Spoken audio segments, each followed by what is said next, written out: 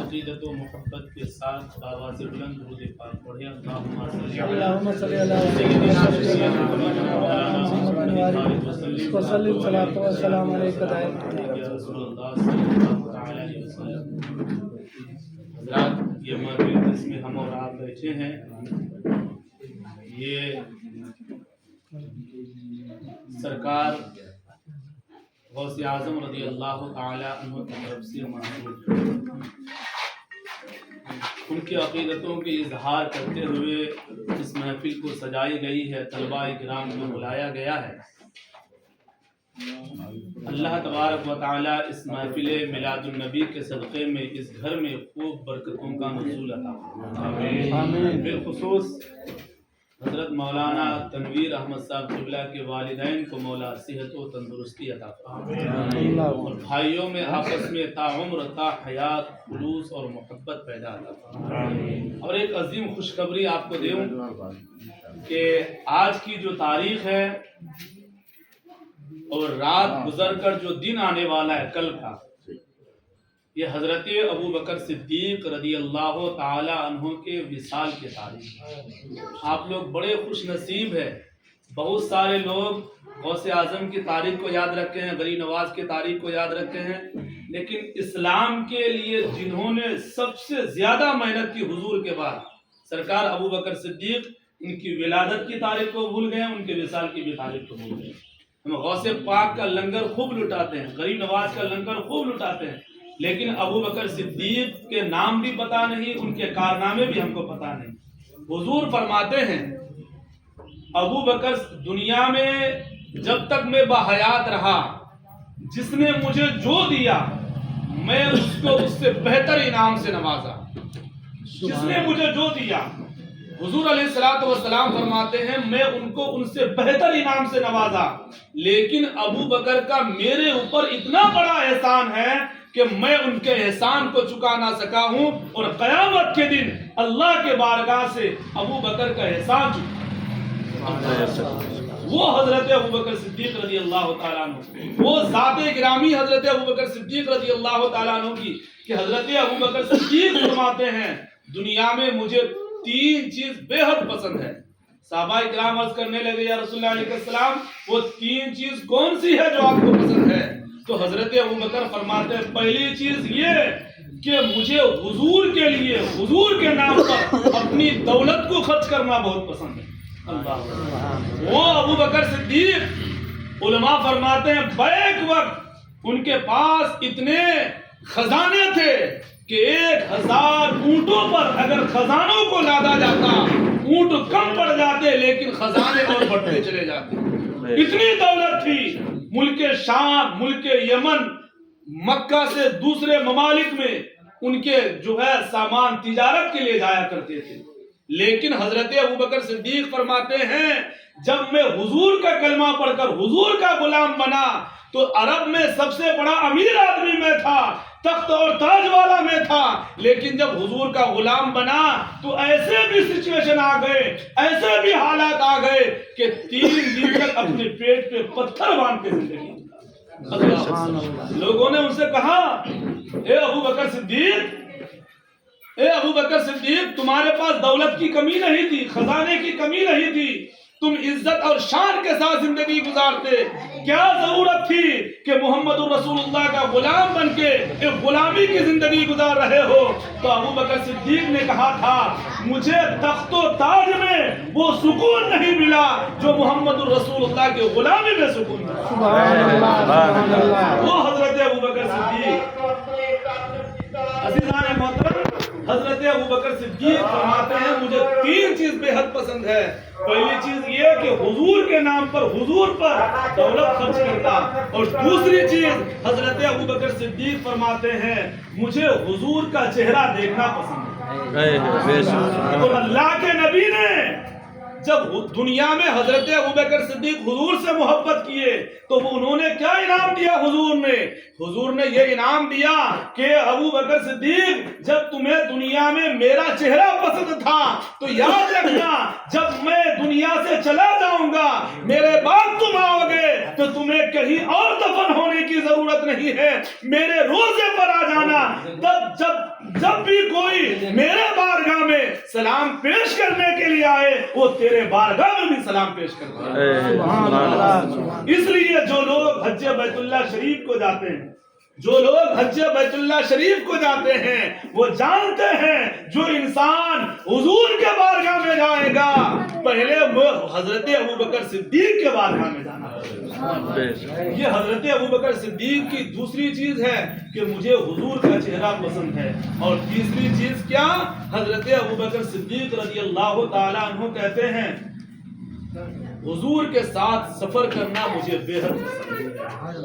حضور کے ساتھ، حضور علیہ السلام سے تقریباً 3 سال کے چھوٹے حضرت ابوبکر صدیق ہیں، 3 سال کے چھوٹے، لیکن جانتے ہیں حضرت ابوبکر صدیق فرماتے ہیں کہ دنیا میں انسان اس سے دوستی کرتا ہے، دنیا میں انسان اس سے جو ہے اپنے محبت کو قائم رکھتا ہے جو دولت مند ہو، جو پیسے والا ہو، جو وقت پر اس کا کام آ سکے۔ لیکن ابوبکر کی صدیق اس شخص سے تھی جو دنیا میں بھی ان کے ساتھ رہے اور مرنے کے بعد قبر میں بھی ساتھ رہے، اور حضور فرماتے ہیں اے ابوبکر تم گھبرانا نہیں، جب میں جنت میں جاؤں گا مردوں میں سب سے پہلے حضرت ابوبکر صدیق جنت میں۔ سبحان اللہ، تبارک و تعالیٰ کی طرف سے انعام ملا۔ اور جانتے ہیں حضرت ابوبکر صدیق رضی اللہ تعالیٰ عنہ کا نام کیا تھا؟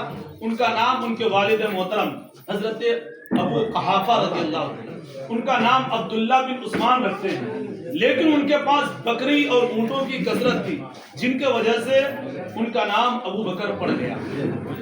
لیکن صدیق ان کا لقب کیسے پڑھا؟ علماء موجود ہیں، مولانا تنویر احمد صاحب قبلہ شیر بلیہ موجود ہے، پورے ضلع میں لوگ ان کی تقریر کو سنتے اور پہچانتے ہیں۔ لیکن ایک بات میں اور بتا دوں، کسی گھر میں بچے کی ولادت ہوتی ہے تو یا باپ نام رکھتے ہیں یا ماں نام رکھتی ہے، یا نانا نام رکھتے ہیں یا نانی نام رکھتی ہے، یا دادا نام رکھتے ہیں یا دادی نام رکھتی ہے۔ لیکن حضرت ابوبکر صدیق کا جو صدیق لقب پڑھا وہ ان کے باپ نے نہیں، ان کے ماں نے نہیں، ان کے رشتہ دار نے نہیں، خود میرے نبی نے نہیں، بلکہ جب شب معراج کو حضرت ابوبکر صدیق شب معراج کو میرے آقا اللہ سے ملاقات کر کے آئے اور دنیا والوں کے سامنے معراج کی خوشخبری دی تو آپ جانتے ہیں بہت سارے لوگ معراج کو سمجھ کر معراج تسلیم کیے، ان کے اوصاف حمیدہ کو سمجھ کر معراج کو جو ہے سمجھے، ثبوت تلاش کیے۔ لیکن حضرت ابوبکر صدیق کے کان میں جب یہ بات پہنچی کہ محمد معراج میں گئے تھے اور وہ بتا رہے ہیں وہاں کے حالات، تو حضرت ابوبکر صدیق کہتے ہیں جب نبی نے کہا ہے تو سچ کہا ہے، اب ثبوت کی ضرورت نہیں ہے، دلیل کی ضرورت نہیں ہے۔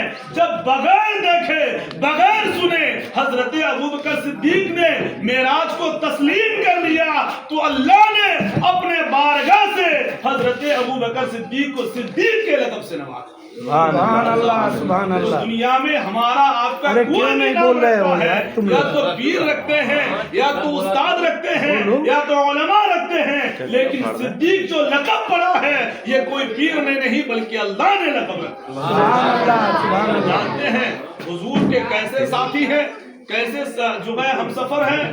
قرآن کہہ رہا ہے ثانیۃ نین، جب قرآن کو پڑھیں گے تو آپ کو پتا چلے گا کہ حضرت ابوبکر صدیق حضور سے کتنی محبت کرتے تھے، کتنی محبت کرتے تھے۔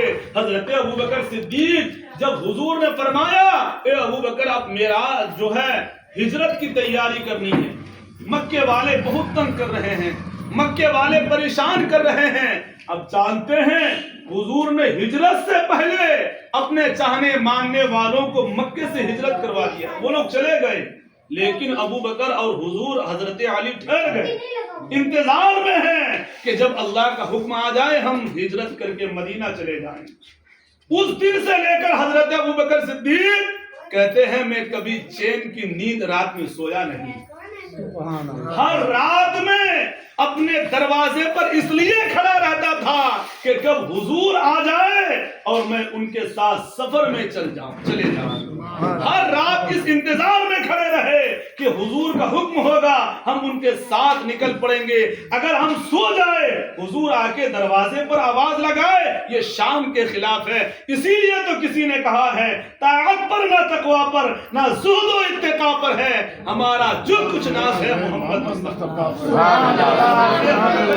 کی شان اللہ الصمد کتنی بلند اور کتنے پائے کہ بزرگ گزرے ہیں کہ حضرت ابوبکر صدیق کے بارے میں بے شمار صحابی ایسے ہیں جو پہلے شرک کیے, پہلے اللہ کو نہیں مانے, لیکن حضور نے ان کو جو ہے دعوت دی, وہ قبول کیے, پھر اسلام میں جو ہے قبول کیے, پھر وہ کلمہ پڑھے, پھر وہ توبہ کیے. لیکن حضرت ابوبکر صدیق کے بارے میں ہے کہ حضرت ابوبکر صدیق جب اسلام نہیں, حضور اپنی نبوت کا بھی اعلان نہیں کیے تھے, اس سے پہلے بھی وہ کبھی شرک والا کام نہیں کیا کرتے. اس سے پہلے بھی وہ کبھی شرک والا کام نہیں. یہ آج بڑی معتبر تاریخ ہے, بڑی مستند تاریخ ہے. حضرت ابوبکر صدیق کے بارے میں حضرت علی فرماتے ہیں ایک مرتبہ میں ابوبکر کے چہرے کو دیکھ کر مسکرانے لگا. تو حضرت ابوبکر کہتے ہیں اے علی تم کیوں مسکرا رہے ہو, کیا بات ہے؟ تو حضرت علی فرماتے ہیں میں نے حضور سے فرماتے ہوئے سنا ہے. کیا کہتے ہیں؟ میں نے حضور سے فرماتے ہوئے سنا ہے کہ جنت میں وہی جائے گا جسے علی اجازت دے دیں گے. اللہ.